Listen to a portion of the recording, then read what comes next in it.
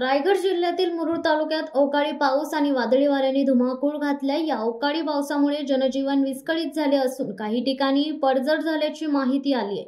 अवकाळी पावसामुळे जनजीवन विस्कळीत झाले, काही ठिकाणी घरांची देखील पडझड झाली आहे। वादळी वाऱ्यामुळे झाडं उन्मळून झाली आहेत आणि काही ठिकाणी विद्युत पोल पडले, ज्यामुळे वीज पुरवठा खंडित झालाय। काही ठिकाणी धुळीचे वादळ येऊन नागरिकांची तारांबळ उडाली आहे। सिगरे येथील सार्वजनिक बांधकाम खात्याने रस्ते खोदून ठेवल्यामुळे ग्रामस्थांच्या घरात पाणी गेल्याने लाखो रुपयांचे नुकसान झाले।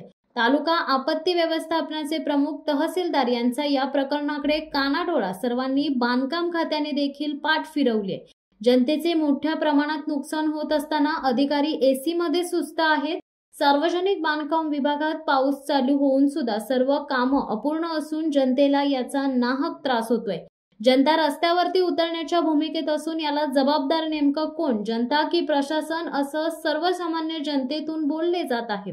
पूर्वीचे काम अपूर्ण असून सुद्धा जाणीवपूर्वक त्याच ठेकेदाराला काम देणे कोणते कारण असेल, किंवा राजकीय वरदहस्त की अधिकाऱ्यांचा डोक्यावरती असलेला हात, असा जनतेतून सवाल होत आहे।